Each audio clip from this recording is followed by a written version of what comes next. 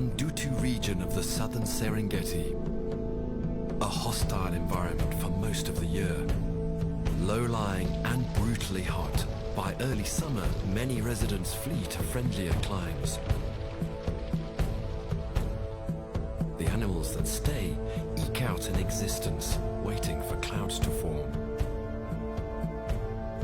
This is prime cheetah territory, and out on the open, short grass of the Wachini Plain, a cheetah mother escorts her 4-month-old cubs while she hunts.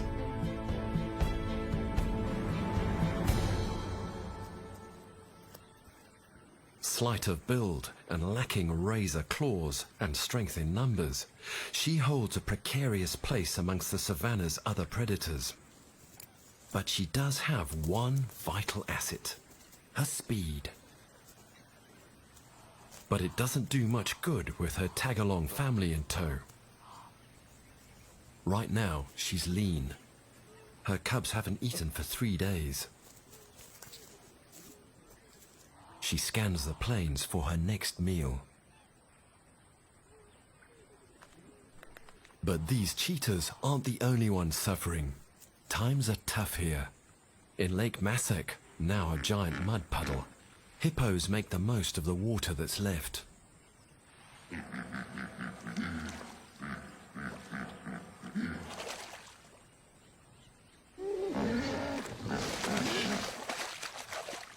Only the hyenas are doing well, gnawing on the rotting carcasses of animals that will never see the next wet season.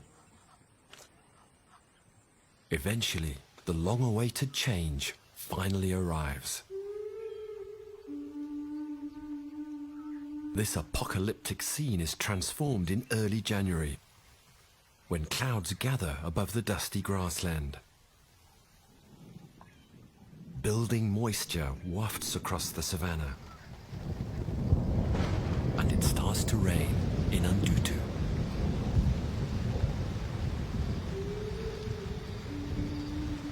Way to the north, herds of wildebeest smell it. They're in dire need of nutritious grass, and they start walking south. Until now, they've been in their winter pastures on the Masai Mara, and the onset of the rainy season triggers their migration. As the long-awaited rain falls in the south, the Ndutu grassland is transformed into a nutrient-rich carpet that covers the dust. The landscape changes from brown to green, and low plants and grass sprout almost immediately. For the grazers, it's a time of plenty. The new grass is especially fortifying. When the distant Ngoro volcano exploded 2.5 million years ago, it scattered these plains with a layer of ash, creating rich topsoil for the Ndutu pastures. The grassland is made up of small but potent species of plants, full of nutrients. It's their phosphorus and magnesium which the wildebeest crave.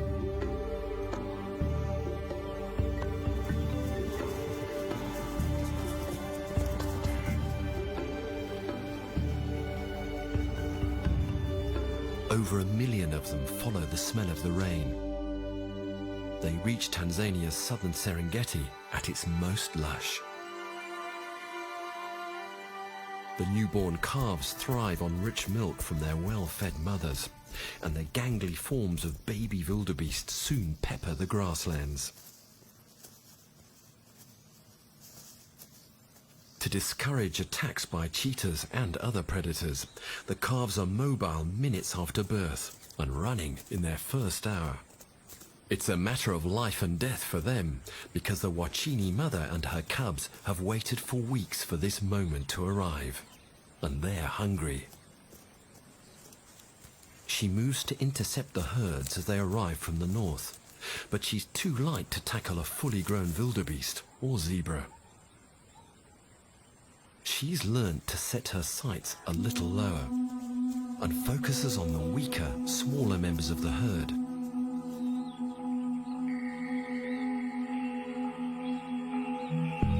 Her vulnerable cubs have learnt to hang back where they're safer, giving their mother a chance to sneak closer.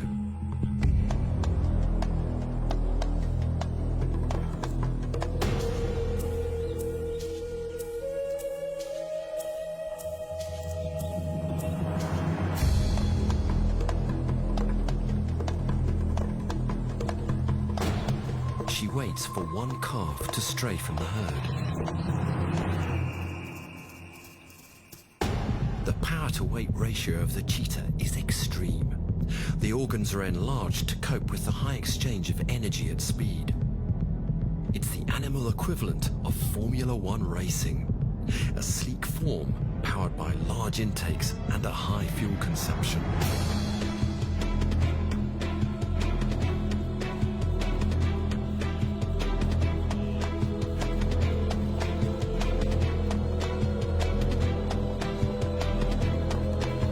Speed isn't everything. An instinctive blocking maneuver by an adult cost her the first target.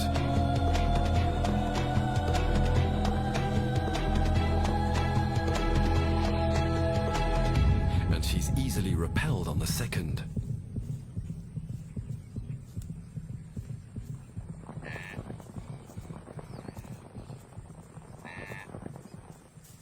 But the Wachini mother will get another chance. Immediately, she moves back to where she hid her hungry cubs, knowing that every time she leaves them, they are vulnerable to predators. So far, these 3 cubs have been lucky. Cheetah mothers generally have a difficult time raising young. Unlike lions and hyenas, cheetah males move away after mating, leaving the mother to raise her cubs alone. A cheetah mother can give birth to up to 8 young, but the average litter size is 3 or 4. Of these smaller litters, only 1 cub stands a good chance of surviving and making it to adulthood. Cubs can't open their eyes for the first 2 weeks, and they're dependent on their mother for everything. They stay hidden for up to 6 weeks, and they continue to suckle for 2 months.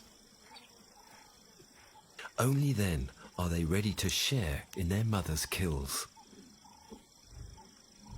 By that time, the cubs wear a pale mantle, perhaps to disguise them as honey badgers, a fierce and aggressive plains forager that wise predators tend to avoid.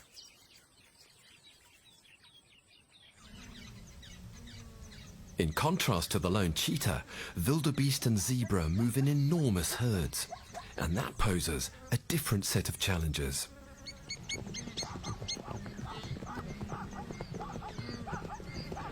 As they arrive in the wet south, the thirsty herds need to drink, and they refuel at the marshes of Ndutu. As more and more wildebeest and zebra charge toward the long-awaited water, chaos ensues. Animals arriving, drinking, and departing mix into a confusing, shifting mess.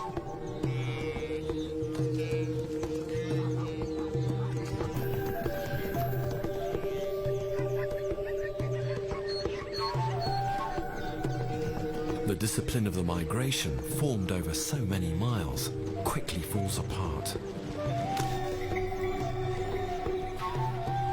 Babies have a hard time sticking next to their parents. They get disoriented quickly. Within seconds, a calf loses its mother. Tall grass doesn't help, obscuring its vision. And in the commotion, all mothers look the same.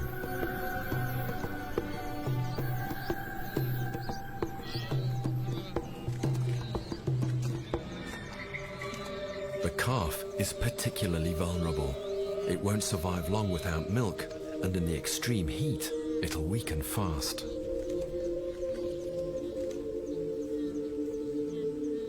It approaches a passing adult hopefully, but gets rejected firmly.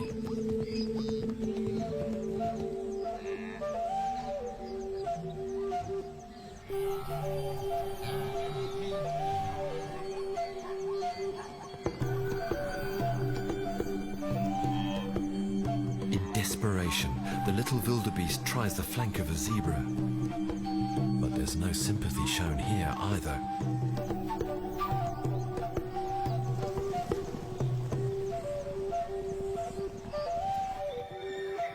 But its problems are just beginning. Another cheetah hides in the woodland.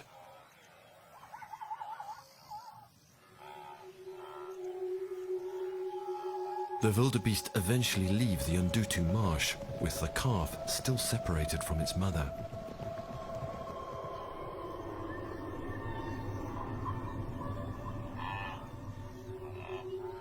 As they move into the verge of the woodland, the cheetah senses that an easy meal could be on the way.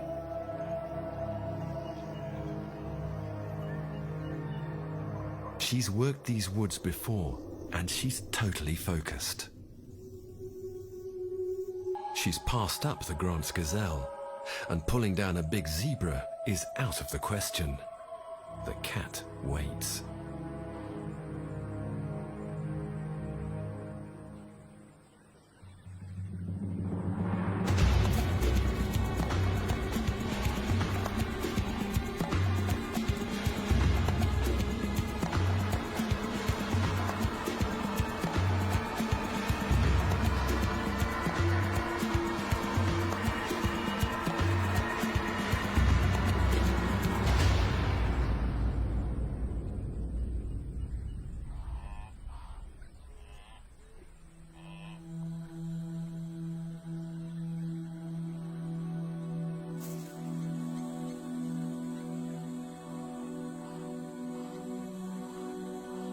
But she can't eat yet. She needs to suffocate it as quietly as possible so other predators don't steal her catch.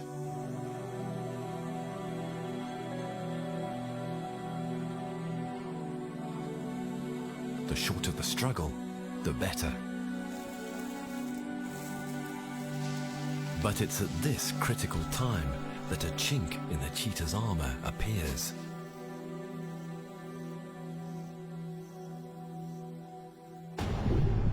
After running at 50 miles per hour for 300 yards, her heart races at 250 beats per minute.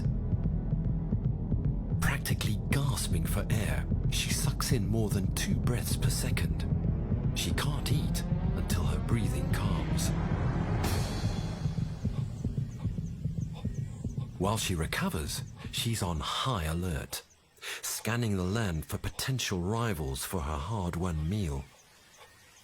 Within a few minutes, her system has settled enough for her to search for a secure place to dine.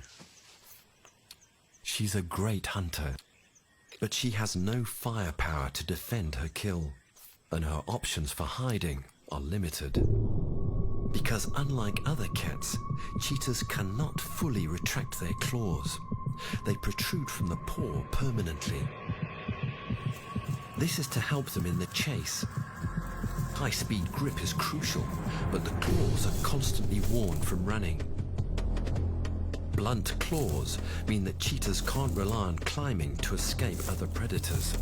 They're stuck on the ground.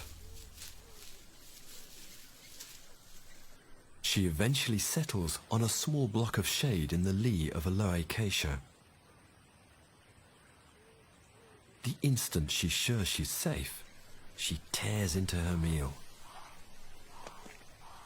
Camouflaged in the open scrub, she'll gorge as fast as possible. If she's chased off, she wants to at least reap some benefit from her efforts. If they're lucky, cheetahs manage to eat only 40% of their kills before another predator chases them off. This time, she's left in peace. But life is not always this easy.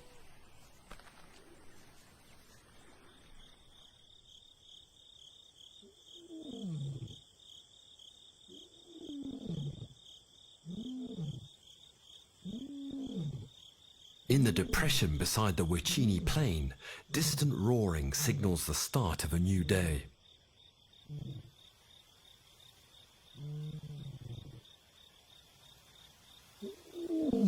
Not far from the mother cheetah and her cubs, a male lion calls to placate the rest of his pride.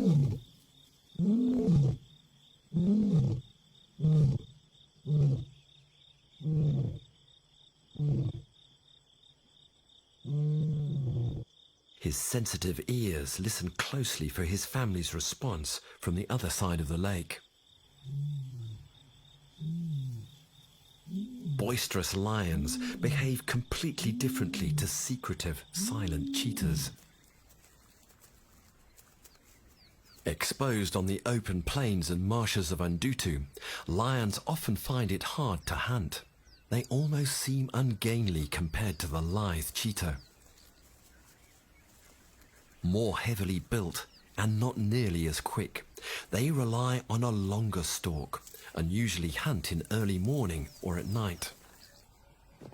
The distant zebras grow edgy as this lioness unwisely tries to close in under the midday sun, a time better suited to the faster cheetah.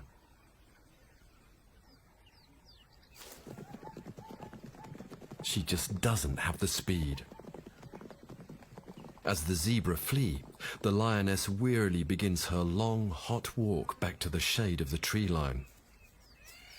But all is not lost for her.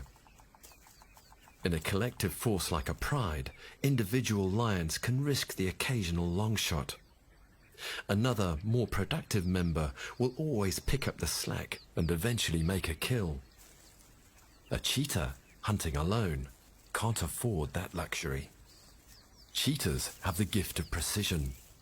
Lions have the gift of versatility, making the best of a variety of situations. They form an especially lethal gang, able to take down large prey. If the cheetah is the sprinter of the Serengeti, the lion is the wrestler.